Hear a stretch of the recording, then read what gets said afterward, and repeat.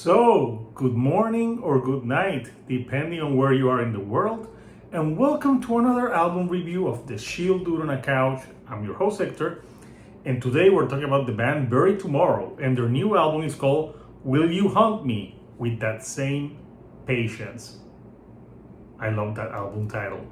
So, this album, there's some deep meaning in the name and the themes that are covered on this record. It's not actually per se a concept album per se, because each song tackles different subject matter. It's not like a linear theme or a story behind it, but the album explores themes of self-destruction, anxiety, and adjusting to this world, like that there's so many noise, and trying to find some peace in the inside of your mind, surviving through everyday lives. I think those are themes that everyone who lives on planet Earth can relate to, especially in everyday life. Like there's constant anxiety. So the term of haunting on this record is used basically as a metaphor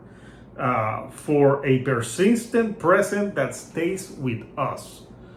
So that makes sense, like that. It's like that burden that you always carry around, like that expression, like monkey on your back, the sheep on your shoulder.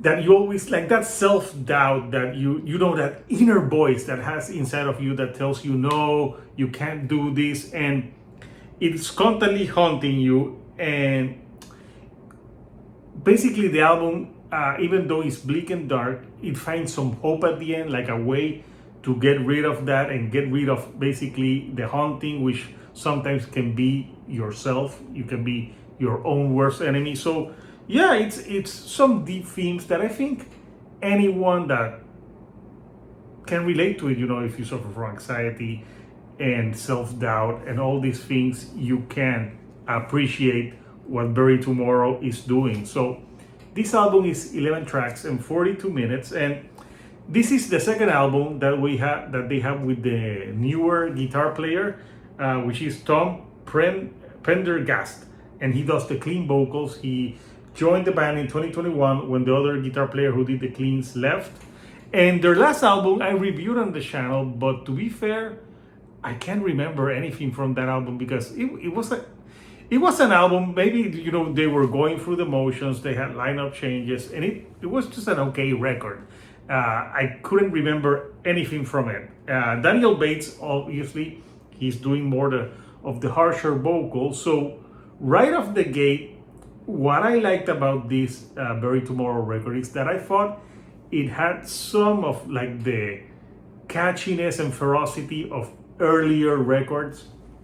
I like the way how most of the clean vocals and the harsh vocals are used, because if you're going to have two vocalists, please don't have two vocalists do the same shit. One can do the harsh, one can do the cleans, but if both are doing the same thing, then what is the point? So I like it, and this is the album really flows by really well. So let's talk about tracks from this record. It starts with the song To Dream to Forget. This song starts slower, more electronic vibes to it, and then the harsh vocals come in with some great guitar kicking in. This band can do some great guitar work in the metalcore realm, and the clean vocals, once they're used, they give the song a little bit of an extra like power to make it more memorable. Then you're followed with a track that was one of the singles called Bilang Arc. And the electronics at the beginning really sets the mood, because you feel like the electronic is sounding evil. So because it's called Bilang Art, so you want some evil sounding music to it. And then it gets more like into a really melodic intro. Love the clean vocals on this one; they really shine. Akashi chorus as well. The third track called Wasteland. This one has a very catchy chorus as well, with the clean vocals and a good metalcore riffing. Those good riffing, and I like it that they're not doing like constant breakdowns on these tracks. And I think this track starts slower and it gives it like a more moodier type of vibe to it in the wasteland.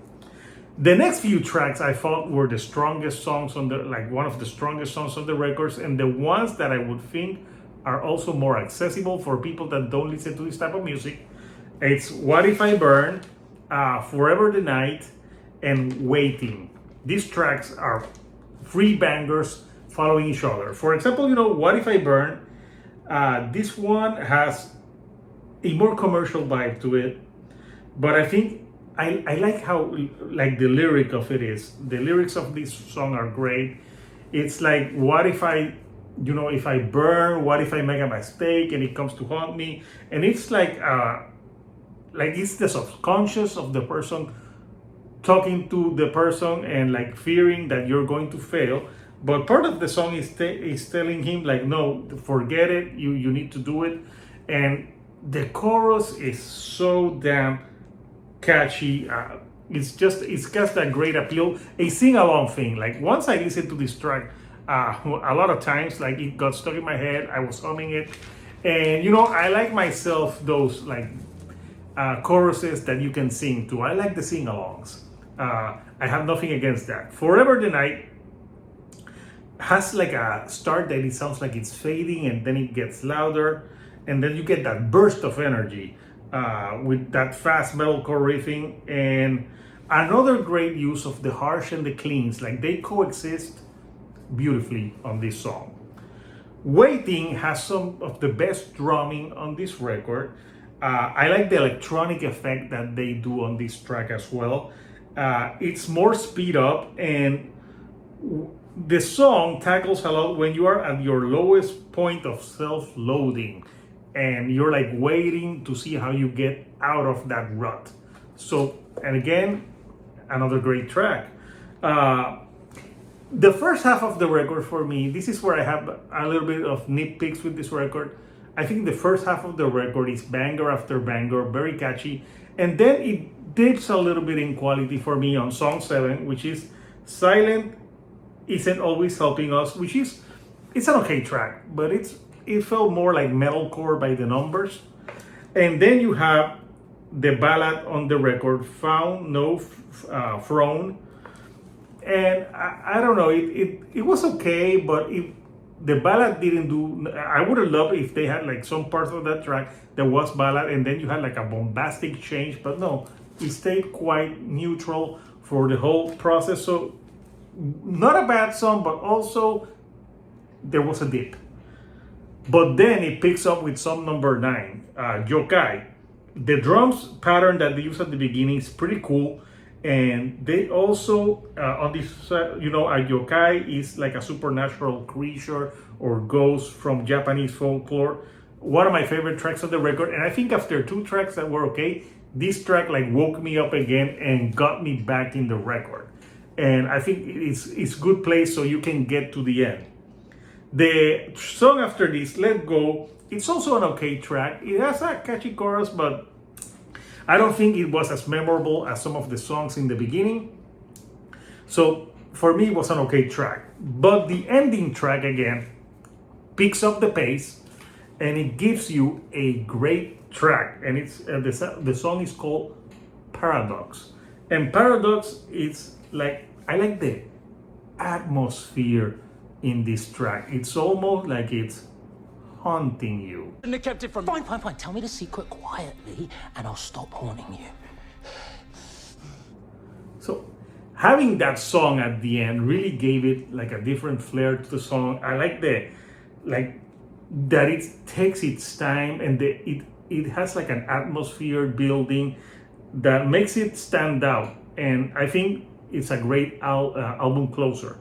And it gets more moody, and then it has a great finish to the album, like a great melodic guitar to it. The clean vocals on this one also are pretty good. It goes well with the guitar melody that they're playing, and it's a strong finish for an album. So I think this is an album by Bury Tomorrow that it's better than their last one. It's more memorable.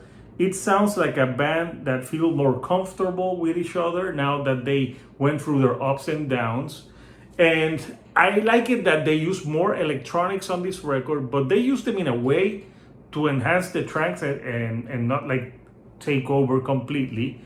And I like it that they're using the harsher and the clean vocals in a way to complement each other and have the record, have some variety. So yeah, this album by Bury Tomorrow, Will You Haunt Me with That Same Patience? It's a very solid album. I'm really enjoying it a lot. And I think if you were with the thing with Bury Tomorrow, there's so many bands doing this style that you need something to make yourself stand out. And I think having those dual vocals in places make them stand out from the pack. So what do you think of Bury Tomorrow's new album? Will You Haunt Me with That Same Patience? Did you like it? Did you hate it? What are your favorite tracks? Comment down below. And if you like the videos that I'm putting out, do not forget to give me a like and do not forget to subscribe. That helps me with the YouTube algorithm to get to more people like yourself. So until next time, Couchers, this is Hector, the Shield Dude on the couch, and I'll see you right here on the couch. Thank you and goodbye.